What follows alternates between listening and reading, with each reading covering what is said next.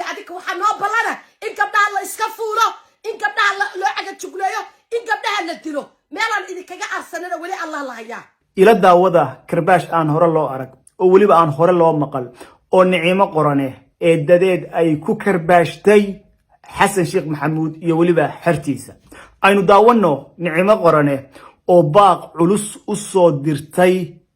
سلانتي مالنتي دويتو الداونة سين باقيسي إن لكفصده نعمة قرنه يدو حتى العكس صوبا دكتي شاكتينا qofkii kufsada $500 ka Mareykanka ah ayaan siinaya aynu daawano karbaash aan waxba la isku harin iyo waliba hadalo aadan hore u maqal oo markaa daawatid ka yaabin doona annaga iyo adika waxa noo balana in gabdhaha la iska fuulo in gabdhaha loo caga jugleeyo in gabdhaha la dilo meelan idinkaga arsanada wali Allah la hayaa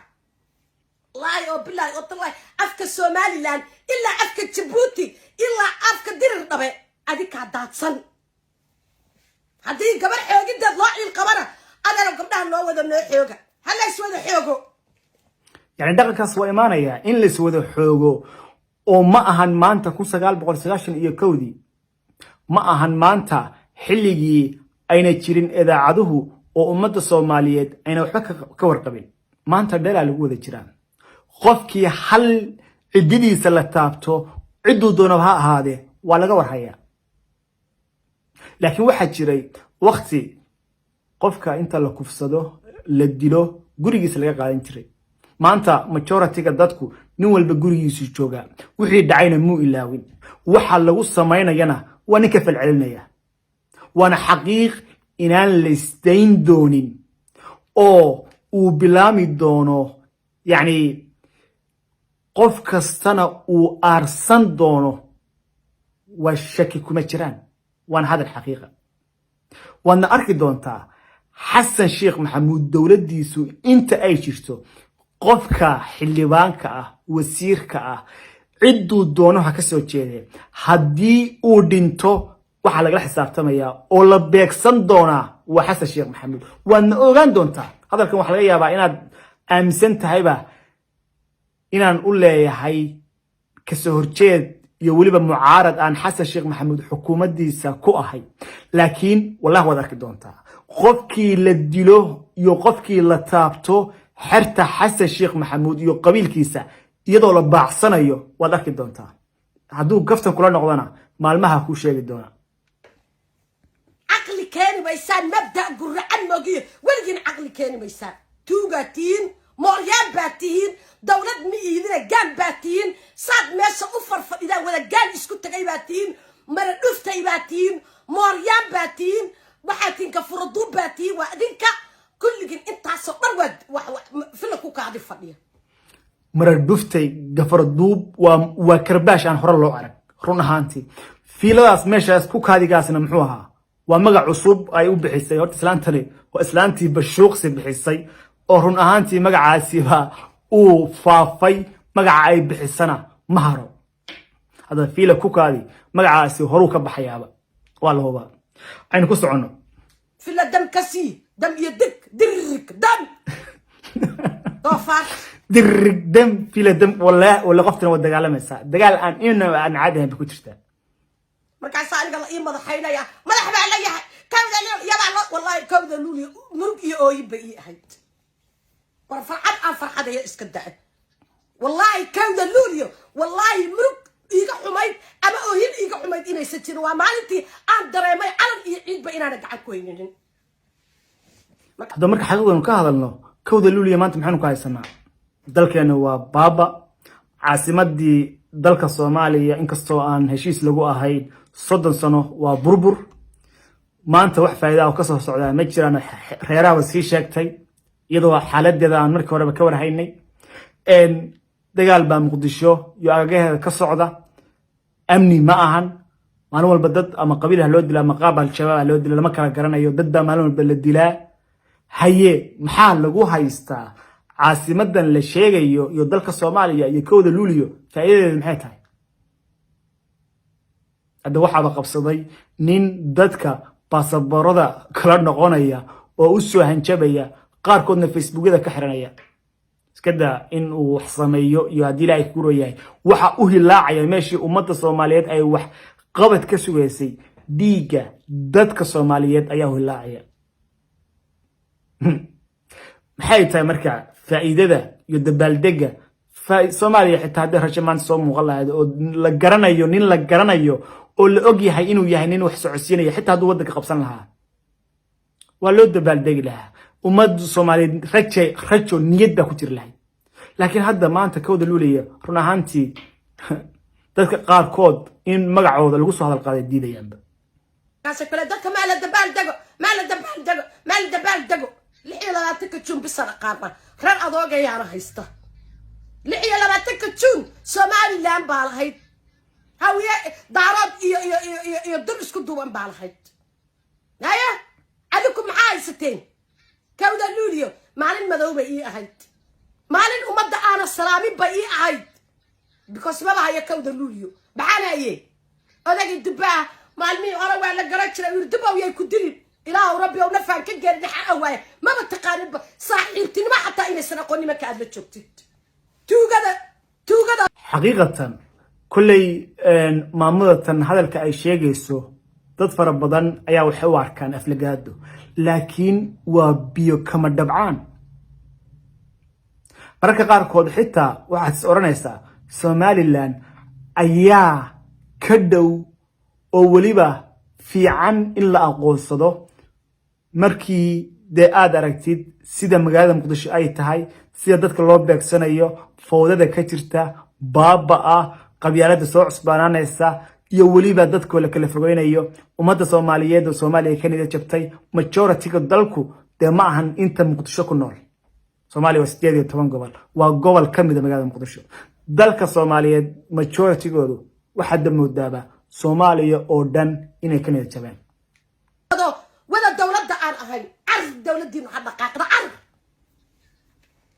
dawladdiinu ha dhaqaaqdo ama habruha oydo ama wiilha ooya dawladdiinu ha dhaqaaqdo